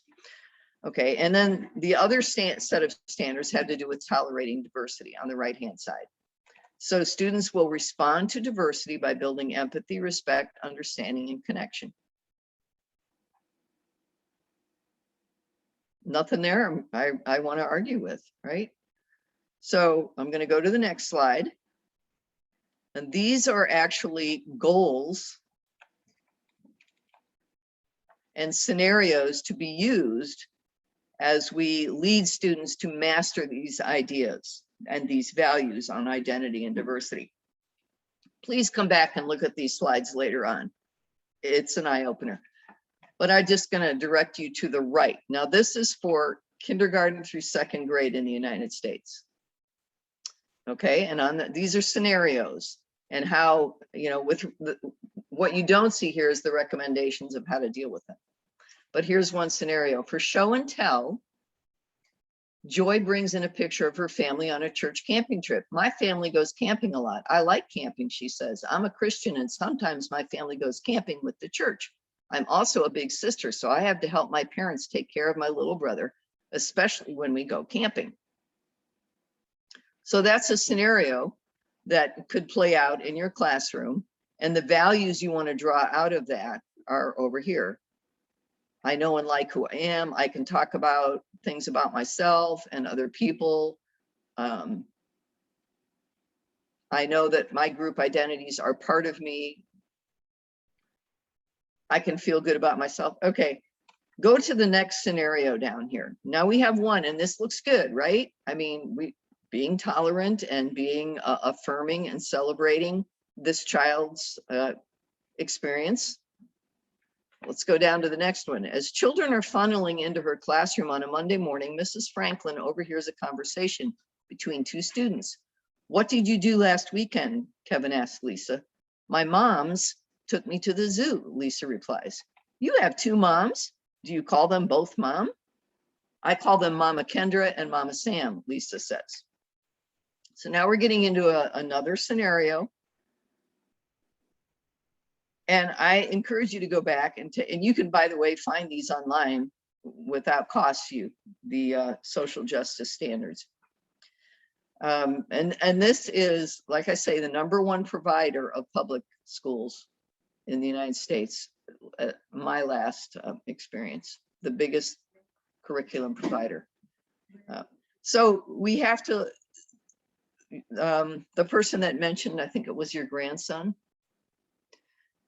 you can understand how you can reach middle school and biblical worldview stance on things is just not, it's not there. It's not in the realm of experience or exposure. And it hasn't been since kindergarten and second grade. And this isn't really new. So I'll wrap up, but again, not a cheery thought, but where we are now with the exodus of young people is something that has been in the works for the last 30 or 40 years. And you can really trace it in education. You can trace it in social sciences as well. But chew and spit, I think it's very helpful. And I really recommend getting a copy of Hillary's book, going through it yourself and thinking about how you might use it with young people. In my ecclesia, I think we're going to be using it as a basis for a class here in the fall. So that's an abrupt ending. Jessica, I'm sorry, but we're after 2 o'clock. No problem. Sorry, I was having to steal a magnet back from a dog. Yeah, thank you. We always are happy to stay a few minutes later, so no problem. Okay, any questions or comments that didn't get addressed? I'm looking for the one with our emails on it, but you have them, Jessica, so you could share them. Yes. Okay. If anyone has any comments or anything, you remember you have to unmute yourself. You're all muted. You said there might be something you're going to be doing around worldviews. Yeah, Mandy and I have talked about it, and we'd be willing to start something probably in October. We have a number of tools that we could use. It is not the kind of class where you can just drop in and not read on your own. So it's a commitment in that sense. So how would I find more information about this if I'm interested in it? Send you an email to? Yeah, email Mandy or me. We've got 2 or 3 other people that expressed an interest in doing that. We did a little survey at the end of our online class, and to be honest, I was really surprised that like only 12 people responded to the survey, but 10 of them said, yeah, they would be interested in further study on the topic. So I was pleasantly surprised by that. But Beth, can you put up the slide about Padlet again? yeah, let me just I close your eyes while I scroll. I know. I don't want anybody having seizures here. And Beth or Mandy, if you want to send an email to the list for this class, the Google group, with all this on it and your email addresses, then people can, that might be an easy way to get it to a lot of people, and then they can contact you. Okay, Mandy, are you good to talk about that? So yeah, I'm not sure how to send an email to a Google group. I'm sorry. I'll tell you. I just, yeah, you can help me. Or just send it to me. Send me an email and I'll forward it. Oh, there you go. Yeah, so we'll put something out and then, I mean, yeah, if there's even 4 of us, that's good. You get too many, then nobody gets to talk. Would it Well, be- I'm not really not worried about too many at all. When I started I'm this just not sure study- that we'll have enough, you Yeah, know. when I started this study, I mean, I'm still floored at what I learn every time I do even just a little bit of reading. I've just ordered that Mama Bear Apologetics book, Beth, so I can read that next. But I mean, just it's amazing. And then you do start to recognize it in your daily life. Like I told y'all several things this week that I just heard of because I make a habit of not watching the nightly news. So I don't hear all the mess. But just, I mean, just a little bitty things here and there, what I hear. And I'm like, oh my word, they've changed another definition of a word. And all of this is not good for women. All of this is degrading to women. It's terrible for women. It's terrible what's going on right now in Afghanistan for women. It's terrible. But and we need to be aware of that as women. And we have so much influence over our spouses and our children and our ecclesias and our families and our communities. And we need to be aware of that. And we need to be speaking the truth in love. And we need to take that responsibility seriously. You're gonna love Mama Bear Apologetics then. What would be you know, the format? Sorry, you may have said this while I was chasing down dogs and magnets. Sorry, lost my train of thought. Oh, what would be the format for what y'all do? Would it be like a once a week thing? well, Mandy and I did talk about this, and you know, I think because there would be reading, you'd have to do some homework basically, and so to give people time to do that who are working and raising kids, and I would say not more than twice a month. Okay, that's probably more doable for a lot of people. Yeah, I think we would set it up to like maybe 8 classes, 10 classes twice a month over this period of time, you know, so that we could, Nice. because there would be a lot of reading involved. And there's several, both of these, Understanding the Culture and Understanding the Times books, they have workbooks that go along with them.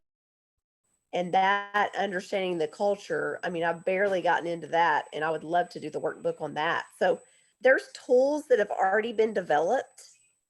So there's no reason to really reinvent the wheel. It's just Zoom format, of course, and you know how often people could do it, twice a month, once a month, you know what people could do.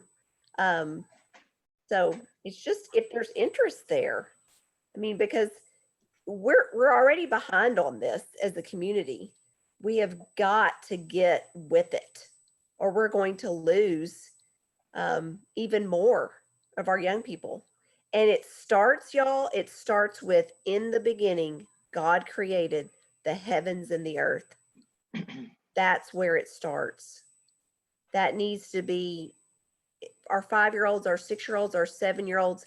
They need to hear about creation. They need to hear about it more than once a year. They need to hear about creation. So important that they're made in the image of God, that God created male, he created female. So important. Life is important. I just, there's so many things. So Mandy and I will talk, and Jessica will email you, and then you can share that information. Yeah, and if y'all can send an email about the upcoming stuff, and then also your slides and anything else you want us to have, I will send that along. And I would just wanted to read a couple more comments. Becky Laban said, really interesting and well thought out and presented. Thank you, Beth and Mandy. And then she had to go, so she's not on here. And Sandra said, and thy will be done, from the Lord's Prayer. Sandra, would you like to give a closing prayer?